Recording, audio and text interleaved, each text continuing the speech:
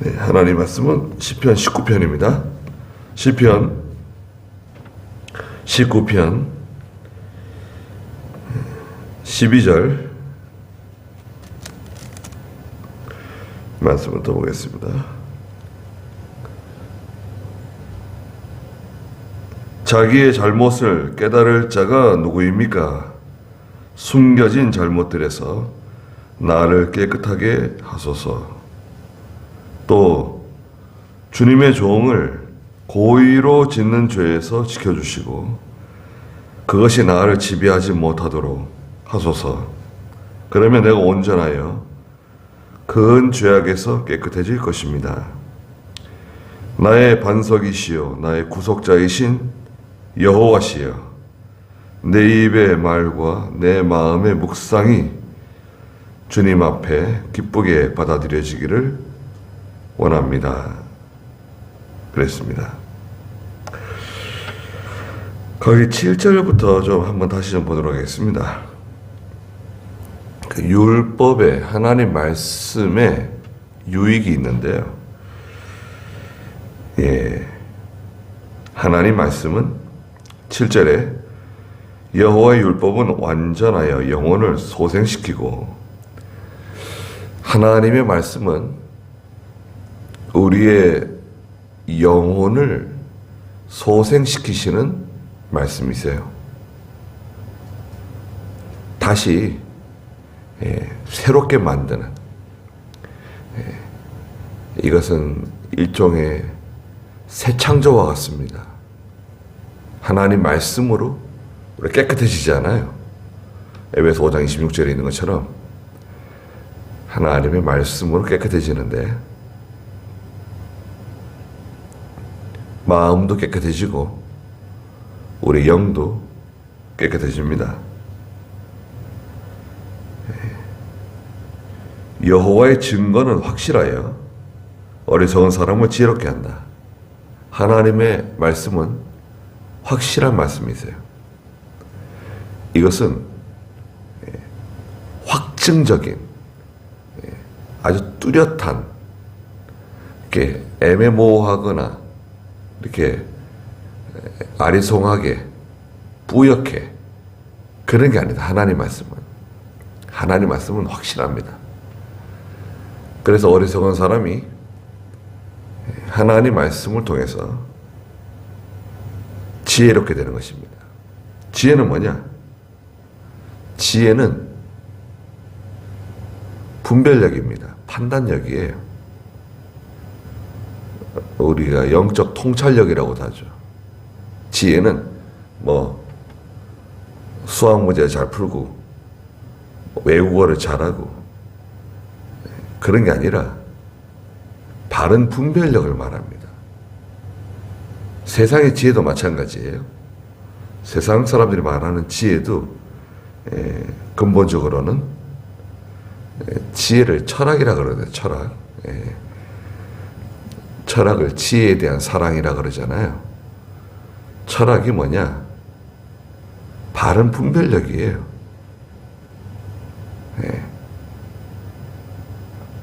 하나님 말씀은 어리석은 사람에게 지혜를 주시는 생명의 말씀입니다. 그리고 8절에는 세 번째, 여호와의 교훈은 정당하여 마음을 즐겁게 한다. 하나님 말씀은 공평하고 정의로운 말씀이세요. 의의 말씀이세요. 어디 치우치거나 불의한 것이 전혀 없어요. 그러니까 즐겁죠. 그게 이제 법의 성질인데, 이 세상 법 있잖아요. 세상 법도 그 법대로 하면 사람들이 즐거워져요. 기뻐져요. 남의 것을 빼앗지 않고, 다른 사람에게 폭행을 가하지 않고, 무례한 일을 범하지 않고, 그 법이 딱 제재를 하잖아요. 그 법은 선인데, 선. 경계선 있잖아요, 경계선. 여기까지. 이거 넘어가면 제재를 가하고, 벌을 주고, 감옥에다 집어넣고, 예, 그 경계선. 즐겁죠.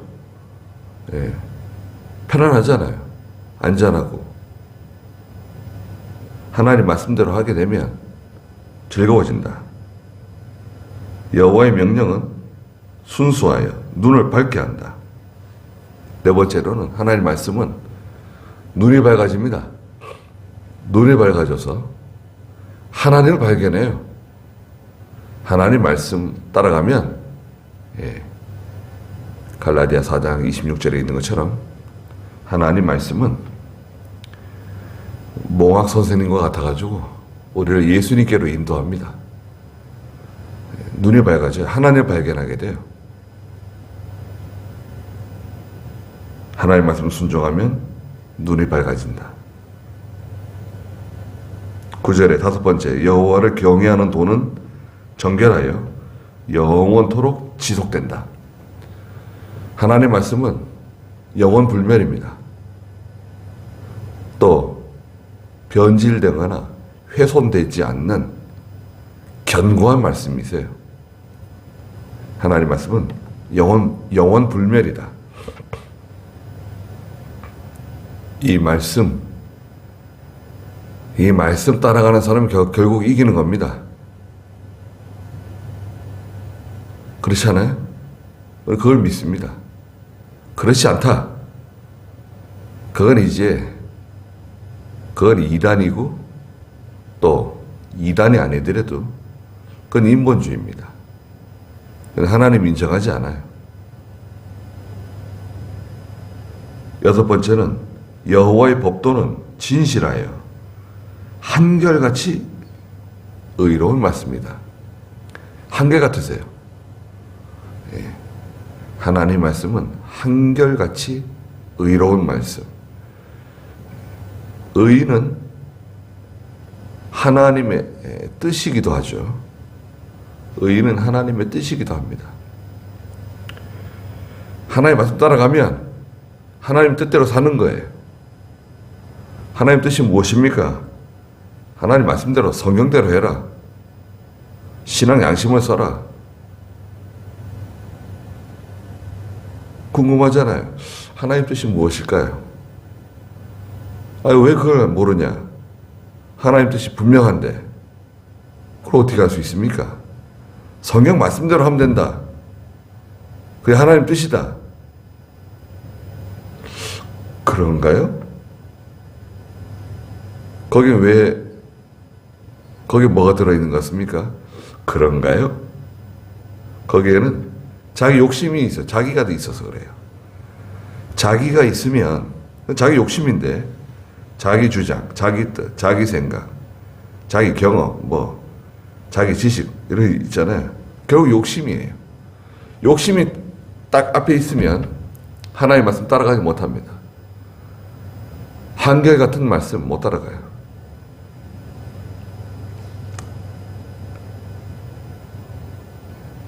자기를 부인하면 돼요. 자기를 포기하면 돼요. 그리고 말씀 따라가면 결국엔 이깁니다. 말씀 따라가는 사람은 결국 이겨요. 틀림없습니다. 말씀 따라가면 그 사람은 이겨요. 결국에는. 지금 당장에는 저 사람 참 곤란해질 것 같고 어려워질 것 같고 망하는 것 같지만 말씀 따라가면 한결같은 하나님의 말씀이 의의를 드러내요. 그 사람을 높여줍니다. 일곱 번째 10절에는 금 곧 많은 순금보다 더 사모할 것이며 꿀 곧 송이꿀보다 더 달다.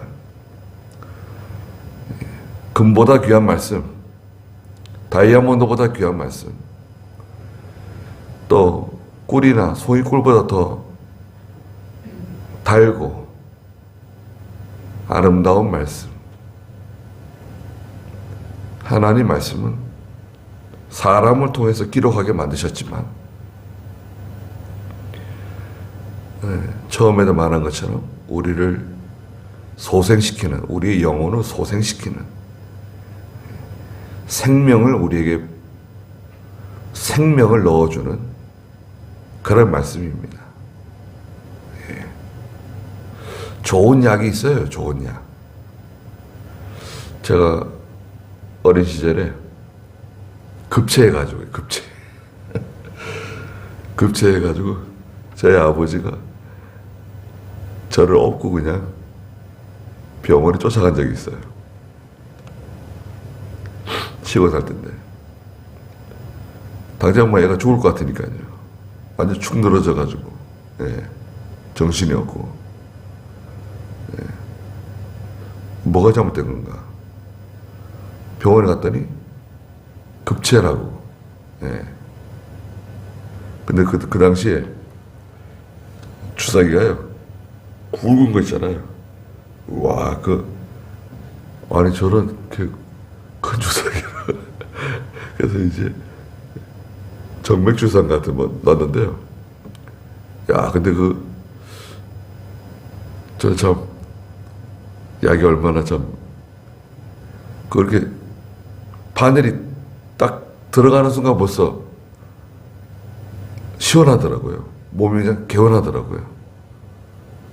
그거 맞고 나서 몇 분 지났는데 멀쩡해졌어요. 몸이 그냥 온몸이 다 시원해지더라고요. 예. 이야, 참 희한한 약이다 그거. 예. 가끔 제가 저희 아버지한테 그런 얘기 한 적이 있어요. 야, 그때 그 주사 약이 얼마나 좋은지 벌써 주사반에 들어가는데 몸이 시원한 거예요. 그리고 전에 떨어져가지고 입원했을 때 수술 끝나고 나서 밤새도록 통증 때문에 한 24시간 정도 앓았는데요. 예. 이쪽 양팔이 다 새까맣게 멍이 들 정도로 침대에 막 매달려가지고 아프니까요. 이게 보다 못해 이제 간호원에 와가지고 그 작은 주사기에 들어있는 것을 놔주더라고요. 주사 바늘이 몸속에 들어가는 순간 벌써 몸이 시원하더라고요. 그거는 뭐 약간 마약 성분 같은 게 들어있대요. 그러고 나서 그냥 쓰러져 잠이 든 거예요. 그러고 나니까 안 아프더라고요, 몸이. 한 방에 해결되는 거 있잖아요. 완전히 새로 태어나는 것처럼 개운해지는. 하나님 말씀은요, 우리의 마음도 새롭게 해주고, 특별히 우리의 영을 새롭게 해주는, 힘을 주는 말씀이세요. 하나님 말씀에서부터 멀리 떨어지게 만드는 거죠. 마귀는 교회나 성도가 하나님 말씀에서부터 멀어지게 만들어요. 그럼 어떻게 되죠? 죄를 짓죠. 예, 욕심을 따라가게 되고 세상을 따라가게 되고 그러면 이제 실패를 하게 되고 하나님께 징계받고 하나님께 책망 듣고 점점 이제 어두워지는 거예요. 점점 이제 약해지고 더 약해지고 헤어나오지 못하고 시간이 자꾸 지나가고 뭐 이런 방법 저런 방법 동원하는데 해결 안 돼요. 회개하고 돌아오지 않으면 해결 안 됩니다.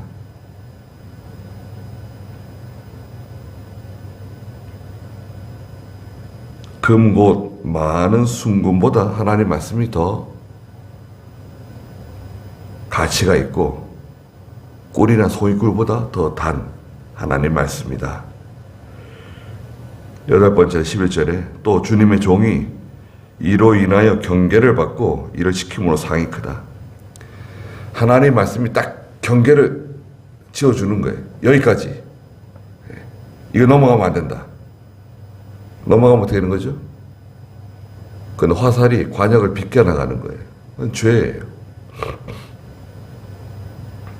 그리고 그 말씀 따라가면 반드시 상을 준다는 거예요. 하나님께서 반드시 갚아주시고 상을 주신다. 위로해 주시고 하나님이 회복시켜 주시고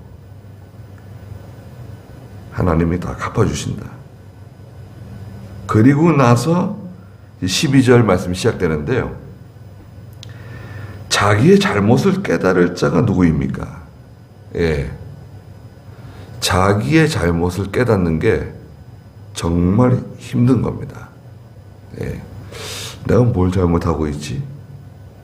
그럼 자꾸 물어볼 필요는 없겠지만, 특히 우리 예수 믿는 성도들은 기도할 때 회개하잖아요.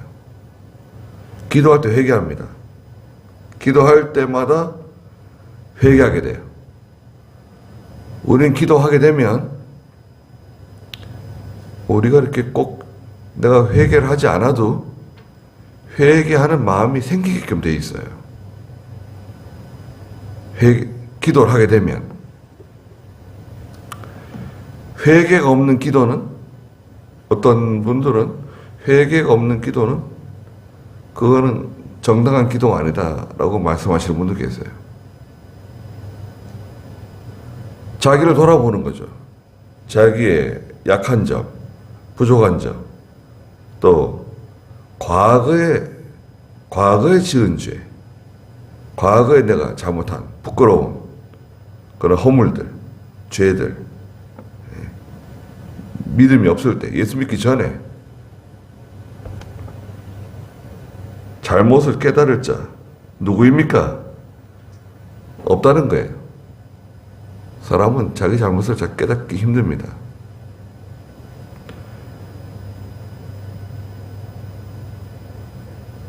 숨겨진 잘못들에서 나를 깨끗하게 하소서.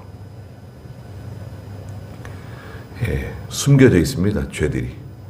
그래서 하나님의 말씀은 양날선 검과 같아서 혼과 영과 및 골수와 관절을 찔러 쪼개잖아요. 틈틈이 끼어 있는, 숨겨져 있는 비밀스러운, 은밀한, 감추어져 있는 그런 죄들을 하나님의 말씀이 드러내요. 후벼 팝니다. 그 말씀을 듣고 있으면 죄가 계속 생각나는 거예요. 사는 괴롭죠. 바울이 하나님의 말씀 전하니까, 스데반이 사도행전 7장에서 말씀을 전하니까 사람들이 막 괴로워하잖아요. 부들부들 이를 갈잖아요. 왜? 죄가 생각나니까요. 자기 잘못한 것이 자꾸 생각나니까. 또 13절에 주님의 종을 고의로 짓는 죄에서 지켜주시고 그것이 나를 지배하지 못하도록 하소서. 고의로 짓는 죄를 고범죄라 그러죠. 자범죄, 고범죄. 고의로 짓는 죄, 고범죄.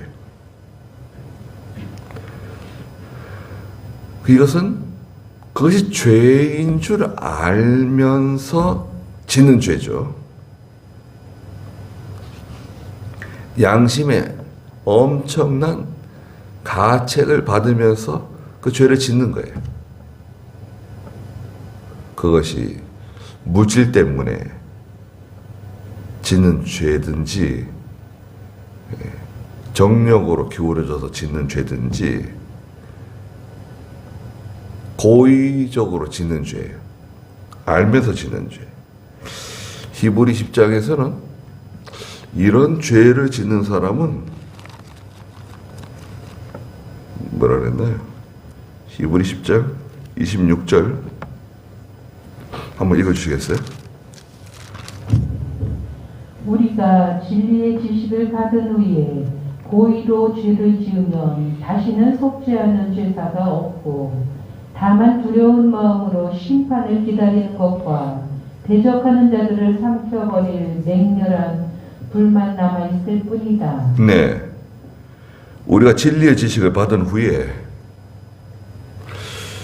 예수 믿고 이것은 이제 믿음이 자라난 거예요. 깨달은 지식이 있는 고의로 죄를 지으면 다시는 속죄하는 제사가 없다. 그래서 이 히브리서 10장 26절에서는 이건 거의 불신자가 짓는 죄와 같다. 그러니까 예수 믿고 믿음이 자라난 성도는 고의적으로 죄를 짓는 것이 거의 불가능하다는 거예요.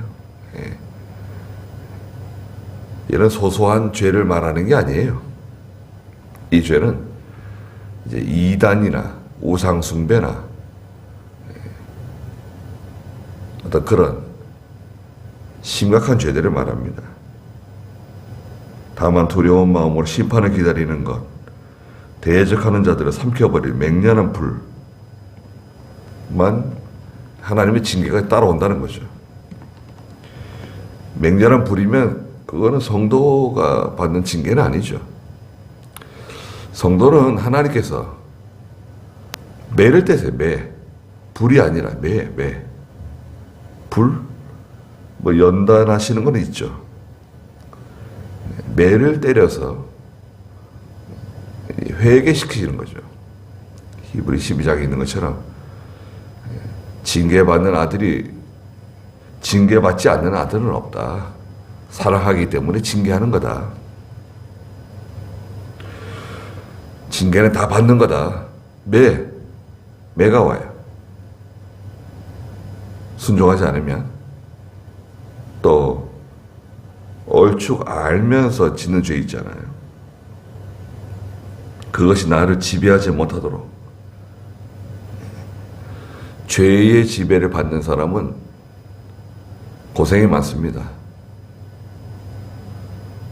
특히 하나님의 백성, 믿는 성도가 죄를 짓게 되면 겉으로는 뭐 편안해 보이고 아무 일 없는 것처럼 보여도 고생이 많아요. 왜? 양심의 가책을 계속 받거든요. 그러면 내가 온전하여 큰 죄악에서 깨끗해질 것입니다. 14절에 나의 반석이시여 나의 구속자이신 여호와시여 내 입의 말과 내 마음의 묵상이 주님 앞에 기쁘게 받아들여지기를 원합니다. 내 입의 말과 내 마음의 묵상. 내 입의 말이라고 하는 것은 속에 있는 믿음이 밖으로 나온 거예요. 증명된 거예요. 일종의 신앙 고백이에요. 내 입의 말. 그 사람이 무슨 말을 하는가? 저 사람이 무슨 말을 하는가? 또 내가 무슨 말을 하는가? 그게 내 신앙 고백이에요. 물론 거짓말할 수도 있지만 항상 거짓말할 수는 없어요. 결국에는 그 말이 그 사람의 인격이고 그 사람의 자라난 믿음이고 그 사람의 신앙이에요. 그 사람의 말이 그 사람의 정체를 다 드러내는 거예요. 말이 속에서 나오잖아요. 그렇죠? 말이 속에서 나오잖아요. 마음에서 나온다, 말은. 마음의 묵상. 마음의 묵상이라고 하는 것은 기도라고 해도 되고, 묵상은 하나님을 깊이 생각한다. 하나님의 말씀, 하나님을 깊이 생각하는 시간이에요. 그런 행위예요. 태도. 기도는 하나님과 이렇게 교통하는, 그죠? 하나님과 교통하는 그 시간. 하나님과 교통하는 거예요. 기도는. 결합되어 있는 거예요. 기도는 말하자면. 묵상은 깊이 생각하는 거예요. 요셉이 마리아가 잉태했다는 말을 듣고 깊이 생각을 했다. 묵상이라고 할 수 있죠. 하나님의 말씀을 깊이 생각하고 하나님을 깊이 생각하는 묵상. 주님 앞에 기쁘게 받아들여지기를 원합니다. 하나님 기뻐하신다는 거예요, 이것은. 믿음의 신앙 고백, 또 마음의 그 묵상, 하나님이 기뻐하신다는 거죠. 가만히 세상 사람들은 명상이라고 그러죠. 명상. 우리는 명상 아닙니다. 성도는 묵상이에요. 명상이라고 하는 것은 이 동양 철학적인 그런 성질을 가지고 있어요. 또 우리 한국이라든지 중국이라든지 일본 사람들은 약간 불교의 그런 전승 같은 그런 성격이 좀 배어 있습니다. 우리는 그런 명상 아니에요. 명상은 결국 자기를 비우는 거거든요. 자기를 비우는 거예요. 욕심을 비우고, 걱정을 덜어내고, 명상인데, 그게 되나 잘요? 잘 안 됩니다.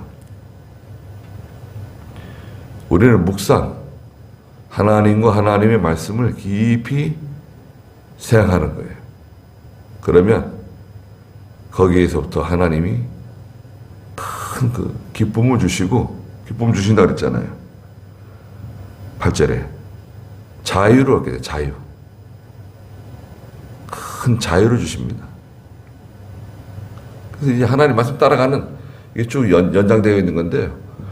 하나님 말씀 따라가게 되면 죄로부터 벗어나고 결과적으로 그 믿음이 증명되는 때가 온다는 거예요.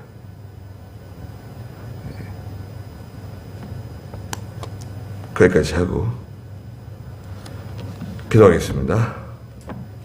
거룩하신 하나님, 저희 입의 말과 또 저희 마음의 묵상이 저희의 믿음을 증거하고 자라난 인격이 드러나며 우리의 신앙 고백이 그대로 나타난다고 말씀하셨습니다.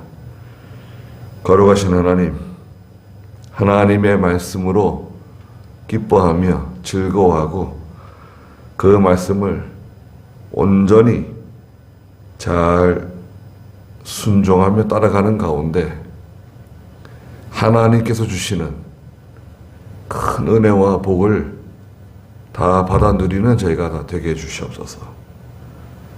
오늘 귀한 주일이 오니 하나님께서 영광을 다 받아주시고 예수님의 이름으로 기도드리옵나이다.